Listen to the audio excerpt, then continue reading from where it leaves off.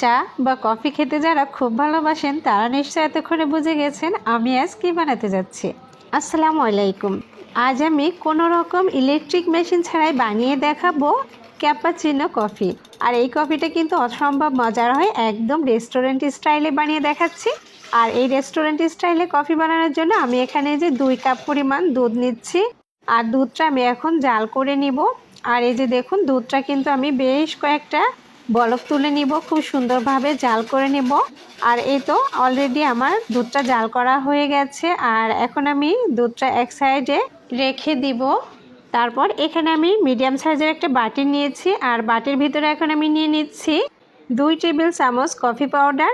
আর যে চামচ দিয়ে আমি কফি পাউডারটা নিয়েছি সেম চামচেই কিন্তু এভাবে 2 টেবিল চামচ চিনি নিয়ে নিলাম। আর 1.5 টেবিল চামচ নর্মাল পানি নিয়েছি।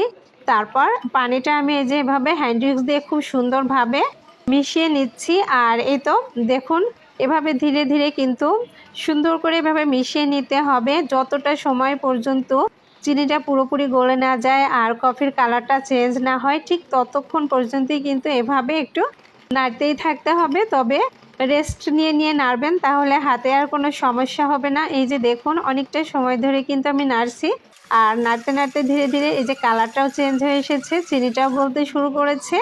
আর কফির কিন্তু খুব সুন্দর একটা কালার এসে গেছে। একটু ধৈর্য ধরে এভাবে যদি আপনি ধীরে ধীরে নাড়তে থাকেন তাহলে দেখবেন একসময় ঠিকই চিনিটা পুরোপুরি গলে আর কফিটাও একদম ফোম তৈরি হয়ে গেছে।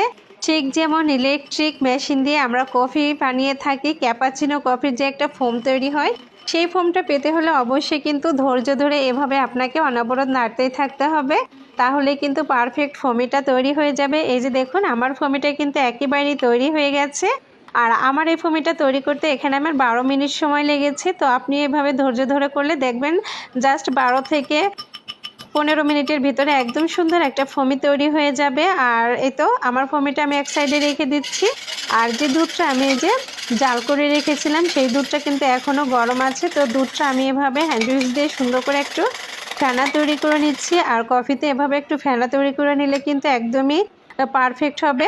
তারপর আমি এখানে একটা কফি মগ নিয়েছি। আর কফি মগের ভিতরে আমি এখান থেকে 1 টেবিল চামচ কফি নিয়ে নিচ্ছি। আর এই তো আমি যে পরিমাণ ফোম তৈরি করেছি সেই কফি দিয়ে কিন্তু এখানে 4 কাপ পরিমাণ কফি হবে। তো আমি আপনাদের 1 কাপ পরিমাণ বানিয়ে দেখাচ্ছি। আর 1 টেবিল চামচ দিয়ে পারফেক্ট 1 কাপ কফি হবে। আর এই তো দেখুন এখন আমি এই কফির কাপের ভিতরে অ্যাড করে দিব সেই আগে থেকে জাল করে রাখা দুধ। আর দুধটা এই যে আমি এভাবে ধীরে ধীরে ঢেলে দিচ্ছি। আর চেষ্টা করবেন এক সাইড থেকে দুধটা ঢালতে, তাহলে যে ফুমিটা আছে এটা ধীরে ধীরে উপরে উঠে আসবে।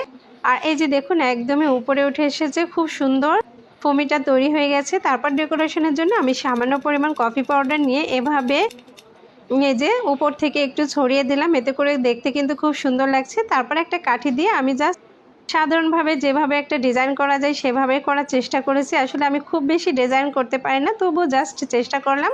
আপনিও কিন্তু আপনার মনের মতো করে যে কোনো প্রকারের ডিজাইন করে নিতে পারেন, এতে করে কিন্তু কফিটা দেখতে অসম্ভব সুন্দর হবে। তৈরি হয়ে গেল আমার আজকে রেস্টুরেন্ট স্টাইলের ক্যাপাচিনো কফি। অসম্ভব মজার এই কফিটা ভালো লাগলে অবশ্যই আমার পেজটি ফলো দিয়ে লাইক কমেন্ট শেয়ার করবেন। সবাই ভালো থাকবেন, সুস্থ থাকবেন। আজকের মতো এখানে বিদায় নিচ্ছি। আল্লাহ হাফেজ।